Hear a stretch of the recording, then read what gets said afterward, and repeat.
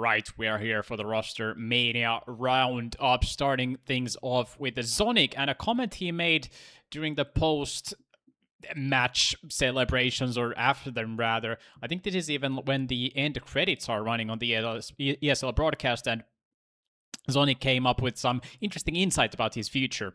Again, add another notch to your belt. Tell me a little bit about, I know in the scope of things, it's not that important, right? It's about the singular wins, but for you to solidify your legacy even more, it must mean something. Of course it does, but I can also feel that I'm getting a bit tired. Yeah? It's been some long years, yeah, and kids are getting older. You're not saying that you're going to leave us soon, are you? I don't know. It's my wife is standing right there, and it's always up to her. We take it season by season, but yeah, I'm getting a bit tired now. There you heard it from the man himself, Zonic, unprompted. Like what Shox is asking, it just isn't even related to Zonic's future as a Counter-Strike coach. But Zonic gives up this information. He is tired, and you know what? Looking at him after this major win, Zonic's 6th major win, him coming up to being 40 years old. What is he? 39 now. Talking about his wife. He's got kids who are growing older. I feel like Zonic is ready to hang up the mouse, if coaches use mice. Anyways, Zonic going to maybe quit during this calendar year.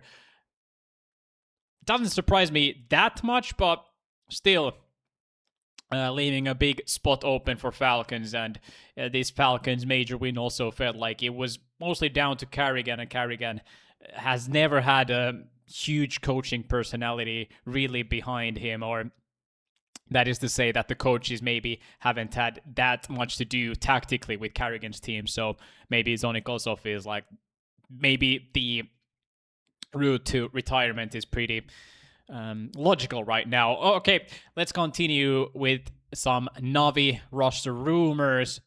Now this is Blade after Falcons winning their major, and this is what the Reddit, the Twitter, the HLTV detectives obviously have zoomed up on. Thank you, Mr. Anderson, I guess.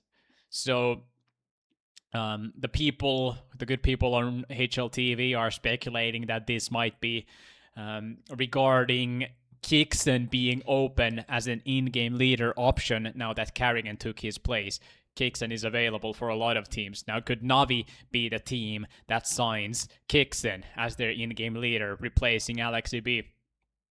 That is what the people are speculating. I'm not sure, but Blade doesn't tweet that much, and when he tweets, it seems like he chooses his words pretty carefully. So maybe there is some smoke behind this fire, or the opposite, vice versa. Never mind that. And NAVI also posted a vlog after their Cologne major campaign, and the thumbnail literally says Cologne Last Dance. Haven't actually gotten the chance to watch that video, but NAVI also indicating that some changes might be coming for them. Is it Alexi B getting replaced? I guess it could be. For my money, Ima plays some roles which you should get more output out of, and I think that is the simplest solution to NAVI's roster issues right now. For me, Wonderful is a top. What would we call it? A top 5 opper in his role. For me, Alexi B is easily a top 5 in-game leader. We got Bit, one of the better anchors in his role. So Bit is top 5 at least in his role, maybe even better, maybe top 3. And who else do we have? Then we obviously have Makatse as the aggressive inch rifle. Is he on the absolute apex of his roles? Not really. You've got Dunk dominating that space, so Makatse maybe top 5, top 4 in his roles, but I feel like Ima is barely a top 10 player in his roles. That's my 2 cents. That is my 2 cents. Okay, a couple of other interesting ones. Liquid close in on JT as a new in-game leader. I think this makes a hell of a lot of sense. Could be the best move Liquid has done in, I don't know, ever. Maybe the best move that Liquid is ever gonna do, because they've really needed a real in-game leader. They've had Twists trying out that role. They had Cadian. And obviously now the latest is being Siuhi, who's just gotten nothing done. I think JT is a certified in-game leader, always made those complexity teams better than they should have been on paper. So I think this is a massive thing for a Liquid if it goes through. It's also rumored that Ultimate is on the chopping block, that they're looking to replace him, but nothing to report on that front yet.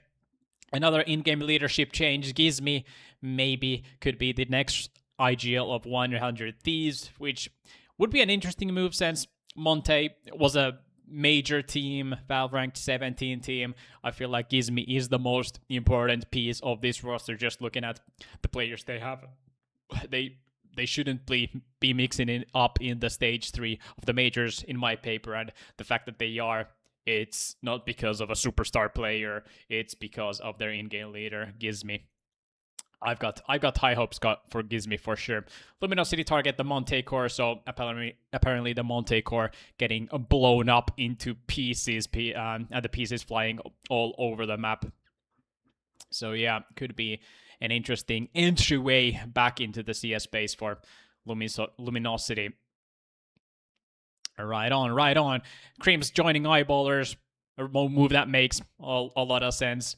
Played for Fnatic for those 12 years or something, and this is a logical step for an elder statesman like KRIMZ to give his a lot of teachings that he's learned throughout his years in Fnatic playing in Tier 1, so he can pass those little things on to these younger players that Eyeballers has, and obviously also reuniting JW and KRIMZ. Cool. We like it. And BCGAME bidding farewell to Zenzu, and now BCGAME doesn't have a core roster for VRS, and I hope for BCGAME's, I hope for mainly Simple's sake that they go for some players that they actually want to be in this roster, and not to buy a Soul-like core or even like a Monte-like core. I want BCGAME to really think about these changes that they're gonna make, and apparently we are going to hear more about these changes coming soon. Anyway, that is the roster mill roundup. We'll be back with a new episode, maybe, if other interesting stuff keeps on happening. So follow the channel, and I'll see you in the next one.